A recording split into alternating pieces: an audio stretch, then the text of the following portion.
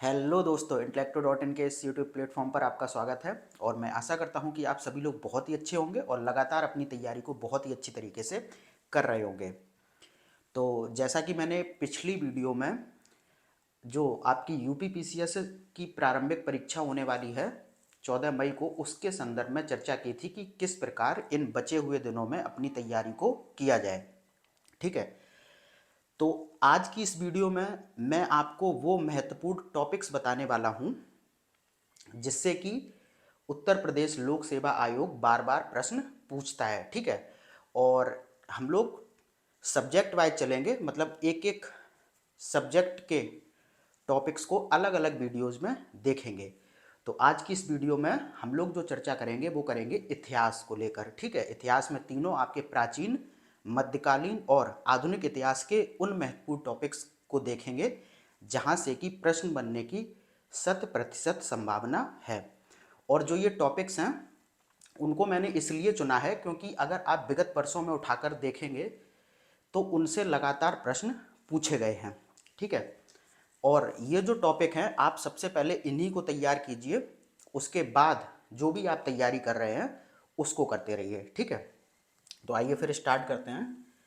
तो सबसे पहले अगर हम लोग प्राचीन इतिहास को देखें तो यहाँ पर जितने भी पाषाण कालीन स्थल हैं, ठीक है, उनकी अवस्थिति, ठीक है, और जो उनसे साक्ष्य प्राप्त हुए हैं उनके संदर्भ में आपको बहुत अच्छी तरीके से पढ़ना है। क्योंकि आप जब प्रीवियस ईयर उठा के देखेंगे तो वहाँ पर आप पाएंगे कि प्राग ऐतिहासिक काल के अंतर्गत सर्वाधिक क्वेश्चन इन पाषाणकालीन स्थलों की अवस्थिति और साक्ष्य से ही मिले हैं। ठीक है, उसके बाद जब आप सिंधु घाटी सभ्यता पढ़ेंगे, जिसे कि आप हड़प्पा सभ्यता के नाम से भी जानते हैं, तो उसमें भी जो हड़प्पाई स्थल हैं उनकी अवस्थिति और वहाँ से क्या साक्ष्य प्राप्त हुए हैं इसके संदर्भ में बहुत अच्छी तरीके से तैयार कर लेंगे।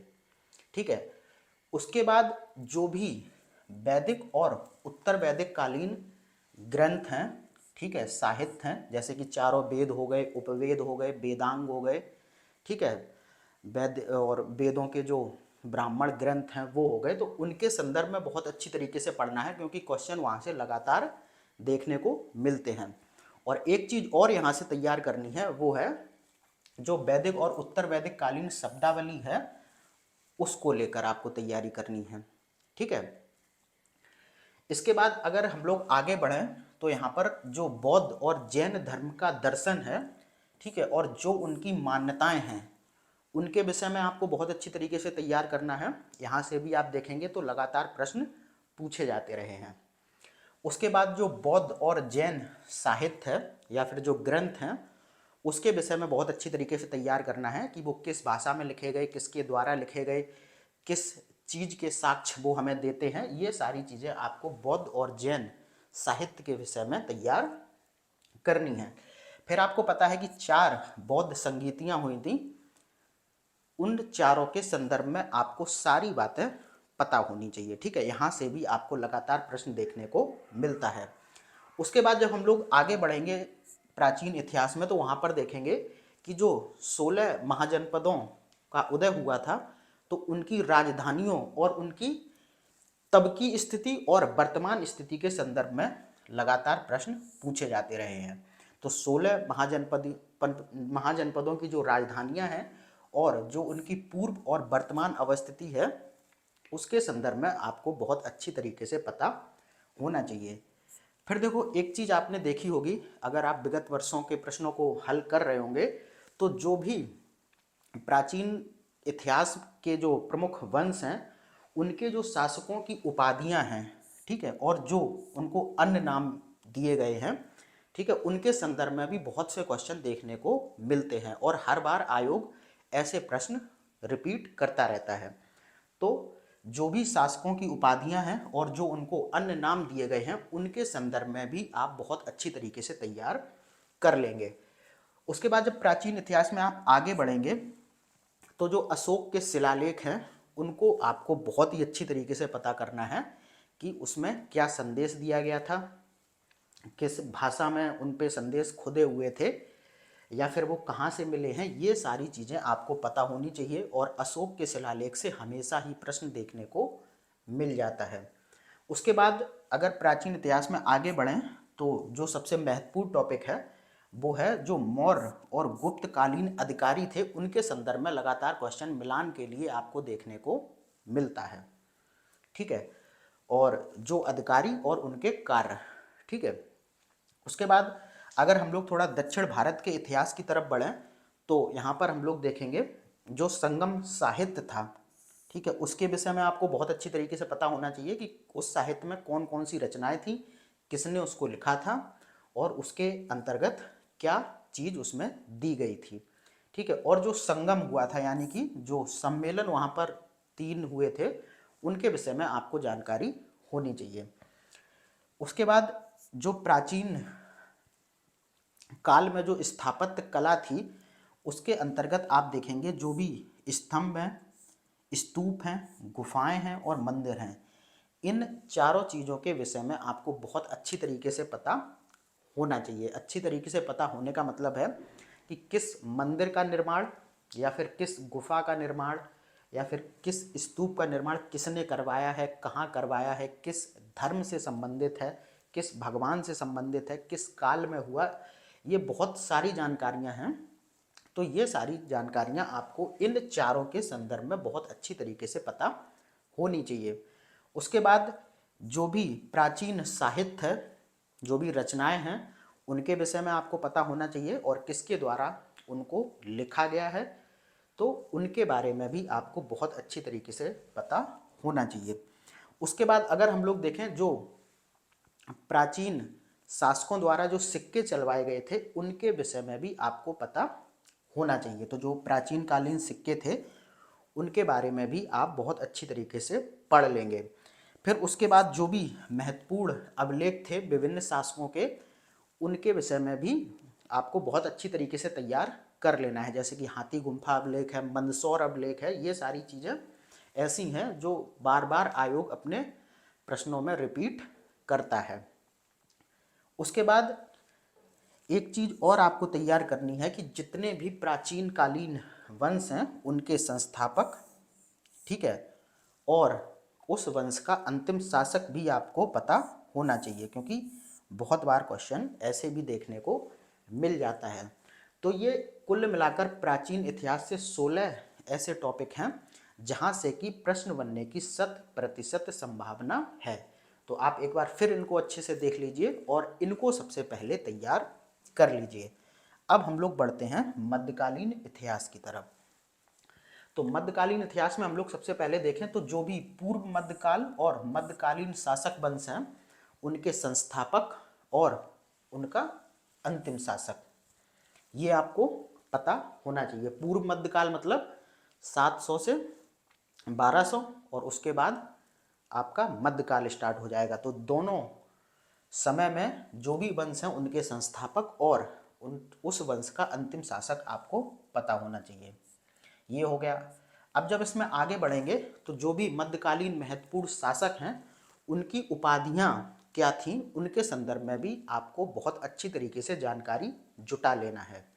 ठीक है, उसके बाद आगे बढ़ें तो जो भी सल्तनत और मुगल कालीन विभाग थे, ठीक है, और जो उस काल में अधिकारी थे तो उनके विषय में आपको बहुत अच्छी तरीके से पता होना चाहिए कि किस विभाग का क्या कार्य था और कौन सा अधिकारी उस विभाग को संभालता था या फिर किस अधिकारी का क्या कार्य होता था। ये सारी चीज़ें आपको सल्तनत व मुगल कालीन विभाग और अधिकारियों के संदर्भ में पता होनी चाहिए।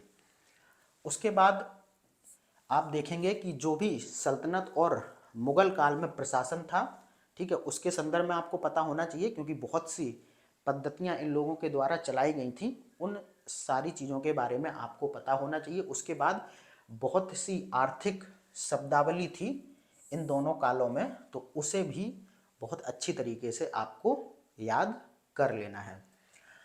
उसके बाद आगे बढ़ेंगे हम लोग मध्यकालीन इतिहास में तो देखेंगे कि जो भी भक्ति आंदोलन के विभिन्न संत थे तो उनके द्वारा कुछ दर्शन या फिर दार्शनिक मत प्रस्तुत किए गए थे। तो उन मत के संदर्भ में आपको बहुत डिटेल में ना जाके बस इतना पता कर लेना है कि किस संत का कौन सा दर्शन था। जैसे कि शंकराचार्य अद्वैतवाद, ठीक है, ऐसे करके जो भी इस काल के विभिन्न संत थे उनके अलग अलग दार्शनिक मत थे और उनके संदर्भ में आपको पता होना चाहिए। उसके बाद यहाँ पर जो सबसे महत्वपूर्ण है वो है सल्तनत और मुगल कालीन जो स्थापत्य था, यानी कि जो भी सल्तनत काल के शासकों द्वारा और जो भी मुगल शासकों द्वारा विभिन्न निर्माण कार्य किए गए थे, तो उनके संदर्भ में आपको पता होना चाहिए कि किस चीज़ को उन्होंने कहाँ पर निर्मित करवाया था। उसके बाद जो भी मध्यकालीन में शासकों द्वारा सिक्के जारी किए गए थे उनके विषय में भी आपको बहुत अच्छी तरीके से पता होना चाहिए कि कौन सा सिक्का किस शासक द्वारा जारी किया गया था, उसका वजन क्या था, ठीक है, वो किस धातु का बना था। ये सारी जानकारियां आपको इन मध्यकालीन सिक्कों के संदर्भ में पता होनी चाहिए। उसके बाद आप देखेंगे कि मध्यकालीन इतिहास में बहुत सारे युद्ध हुए थे और उनसे लगातार आयोग प्रश्न पूछता रहता है। तो जो भी मध्यकालीन युद्ध है उनको आपको बहुत अच्छी तरीके से तैयार कर लेना है कि कौन सा युद्ध किनके बीच में हुआ था, कौन पक्ष वहाँ पर जीता था और उसके बाद क्या कोई संधि हुई थी, ये भी आपको पता कर लेना है, या फिर उस युद्ध के परिणाम क्या थे, ठीक है। उसके बाद आप देखेंगे कि मध्यकालीन जो भारत था उसमें बहुत सारे विदेशी यात्री यहाँ पर आए थे। तो उन विदेशी यात्रियों का क्रम भी आपको पता होना चाहिए कि कौन सा विदेशी यात्री किस देश से कब यहाँ पर आया है, यानी कि किस शासक का यहाँ पर राज्य था, और ठीक है, तो ये सारी चीज़ें आपको पता होनी चाहिए। उसके बाद यहाँ पर जो मोस्ट इम्पॉर्टेंट है वो है जो भी पूर्व मध्यकाल, सल्तनत काल और मुगल कालीन रचनाएं हैं उनके विषय में आपको पता होना चाहिए कि कौन सी रचना किस रचनाकार द्वारा रचित है, ठीक है। तो ये पूरा हो गया मध्यकालीन इतिहास का। इसको आप फिर से बहुत अच्छी तरीके से देख लीजिए और हो सके तो स्क्रीनशॉट ले लीजिए इसका, ताकि आप भूलें ना। इसके बाद हम लोग बढ़ेंगे आधुनिक इतिहास की तरफ, ठीक है। यहाँ पर मैं आपको एक चीज़ और बता दूं, अगर हम लोग नंबर ऑफ क्वेश्चंस को थोड़ा सा देखें तो आपको प्राचीन इतिहास और कला एवं संस्कृति से यूपी पीसीएस में लगभग 6 से 7 प्रश्न देखने को मिल सकते हैं, ठीक है। कितने? 6 से 7, जिसमें आपको 5 प्रश्न हो सकता है प्राचीन इतिहास के हो जाएं, ठीक है, और 1 से 2 प्रश्न कला एवं संस्कृति का देखने को मिल सकता है। तो और अगर हम लोग मध्यकालीन इतिहास से देखें तो लगभग 3 से 5 प्रश्न, ठीक है। और जो सबसे ज़्यादा क्वेश्चन आपसे पूछे जाते हैं वो पूछे जाते हैं आधुनिक इतिहास से, और आधुनिक इतिहास में भी कहाँ से? जो स्वतंत्रता संग्राम आंदोलन था वहाँ से। तो यहाँ से अगर हम लोग देखें आधुनिक इतिहास से तो लगभग 10 से 12 प्रश्न आपको यहाँ से देखने को मिलेंगे, और इन 10 से 12 प्रश्नों में जो सर्वाधिक संख्या होगी वो किसकी होगी? वो होगी स्वतंत्रता संग्राम आंदोलन से। तो यहाँ पर आप देख रहे हैं ये आधुनिक इतिहास के महत्वपूर्ण टॉपिक्स हैं, तो इनको थोड़ा सा देख लेते हैं। तो सबसे पहले आपको पता है कि इतिहास में जो भी प्रमुख वर्ष हैं या फिर जो भी प्रमुख तिथियां हैं उनके संदर्भ में क्वेश्चन लगातार बनते रहते हैं। तो प्राचीन और मध्यकालीन इतिहास से इतनी ज़्यादा तिथियां नहीं पूछी जाती हैं, लेकिन अगर हम लोग आधुनिक इतिहास को देखेंगे तो वहाँ पर प्रमुख घटनाओं से संबंधित जो वर्ष था उनसे बहुत ज़्यादा क्वेश्चन बन के आए हैं। तो सबसे पहले तो आपको जितनी भी आधुनिक इतिहास के अंतर्गत महत्वपूर्ण घटनाएं हैं उन सारे घटनाओं की तिथि और वर्ष को बहुत अच्छी तरीके से तैयार कर लेना है। फिर उसके बाद देखेंगे आप आधुनिक इतिहास में बहुत सारे युद्ध हुए, स्टार्टिंग में ज़्यादा हुए, ठीक है। जब यूरोपियों का आगमन हो रहा था तो आप देखेंगे आंग्ल मैसूर युद्ध होता है, आंग्ल मराठा युद्ध होता है, और वहाँ पर देखेंगे तो प्लासी का युद्ध होता है, ठीक है, तो ये सारे युद्ध आपको बहुत अच्छी तरीके से पढ़ लेने हैं और क्या इनके परिणाम हुए उनके विषय में बहुत अच्छी तरीके से याद कर लेना है। इसके बाद हम लोग देखेंगे जो भी अंग्रेजों के खिलाफ विभिन्न जन आंदोलन हुए थे उनके विषय में आपको बहुत अच्छी तरीके से पता होना चाहिए। वहाँ से आपको लगातार प्रश्न देखने को मिलते हैं। ठीक है, उसके बाद 1857 की क्रांति के संदर्भ में बहुत ज़्यादा क्वेश्चन बनते हैं और ये कहाँ से बनते हैं? ये बनते हैं जो भी इस क्रांति के प्रमुख स्थल थे उनके संदर्भ में, यानी कि वहाँ पर कौन इसको नेतृत्व प्रदान कर रहा था, किस अंग्रेज अधिकारी ने वहाँ पर स्थिति को संभाला था। तो इस तरीके के विभिन्न प्रश्न आपसे 1857 की क्रांति के जो महत्वपूर्ण स्थल थे उनके संदर्भ में देखने को मिल सकते हैं। उसके बाद आप देखेंगे आधुनिक इतिहास में जो भी सामाजिक और आर्थिक सुधार को लागू करने हेतु विभिन्न संगठनों की स्थापना की गई थी, तो उनके संदर्भ में आपको बहुत अच्छी तरीके से तैयार कर लेना है कि किसके द्वारा कौन सा संगठन स्थापित किया गया, कहाँ स्थापित किया गया, कब स्थापित किया गया और उस संगठन का उद्देश्य क्या था। इसके बाद अगर हम लोग आगे बढ़ें तो यहाँ पर देखेंगे कि जो भी कांग्रेस के महत्वपूर्ण अधिवेशन हुए थे उनके विषय में आपको बहुत अच्छी तरीके से एक जगह अपनी जानकारी को जुटा लेना है। ठीक है, और महत्वपूर्ण अधिवेशन से मेरा मतलब है कि जिसमें कोई बहुत बड़ा कार्य हुआ हो, तो उस अधिवेशन के अध्यक्ष कौन थे, ठीक है, कहाँ पर हुआ था और उसके परिणाम क्या निकले, ये सारी चीज़ें आपको कांग्रेस के महत्वपूर्ण अधिवेशनों के संदर्भ में पता कर लेनी है। उसके बाद भारत में आप देखेंगे आधुनिक इतिहास में तो बहुत से क्रांतिकारी संगठनों की स्थापना हुई थी, तो उन क्रांतिकारी संगठनों के विषय में आपको बहुत अच्छी तरीके से तैयार कर लेना है। और यहाँ पर एक बात आपको याद रखनी है कि जो संगठन भारत में बने थे और बहुत से संगठन विदेश में भी उस समय पर बने थे, तो दोनों ही जगह पर जिन भी संगठन की स्थापना हुई थी आपको उनके विषय में बहुत अच्छी तरीके से तैयार कर लेना है। साथ ही साथ ये उस संगठन ने क्या कुछ ऐसा बड़ा कार्य किया था उसके विषय में भी आपको जानकारी होनी चाहिए। उसके बाद हम लोग देखेंगे कि जो आधुनिक इतिहास है उसमें एक गांधी जी की बहुत बड़ी भूमिका है। तो यहाँ पर जो भी ऐसे आंदोलन हुए हैं जिनका कि नेतृत्व गांधी जी ने किया है उनके विषय में भी आपको बहुत अच्छी तरीके से तैयार कर लेना है और यहाँ से हर बार क्वेश्चन देखने को मिलता है। ठीक है, इसके बाद हम लोग आगे बढ़ें तो ब्रिटिश काल में जो शिक्षा हेतु विभिन्न संस्थान स्थापित किए गए थे उनके विषय में आपको अपनी जानकारी कर लेनी है। इसके बाद ब्रिटिश काल में जो भी प्रेस, ठीक है, और शिक्षा हेतु विभिन्न आयोगों का गठन किया गया था और विभिन्न अधिनियम पारित किए गए थे, तो उनके विषय में भी आपको अच्छी तरीके से पढ़ लेना है। ठीक है, इसके बाद हम लोग देखें तो स्वतंत्रता संग्राम आंदोलन के दौरान जो भी किताबें, पत्र, पत्रिकाएं, ठीक है, समाचार पत्र जो भी लिखे गए थे तो उनके विषय में भी आपको तैयार हो जाना है। इसके बाद अगला महत्वपूर्ण अगर हम यहाँ से टॉपिक देखें तो वो भी बोथ है कि गवर्नर, ठीक है, गवर्नर जनरल और वायसराय, ये तो इनके विषय में जो भी महत्वपूर्ण घटनाएं हैं इनके काल की और जो भी इनके द्वारा महत्वपूर्ण कार्य किए गए हैं उनके विषय में आपको अच्छी तरीके से तैयार कर लेना है। तो ये सारे आधुनिक इतिहास के महत्वपूर्ण टॉपिक थे, इनको आप फिर से बहुत अच्छी तरीके से देख लीजिए, यहाँ पूरा लिखा हुआ है। और जब भी आप अब इतिहास पढ़ें तो सबसे पहले इन टॉपिक्स को बहुत अच्छी तरीके से तैयार कर लें और जब आपको लगे कि हाँ ये टॉपिक पर मेरी पकड़ मजबूत हो गई है तब अन्य चीज़ों को यहाँ से तैयार करें।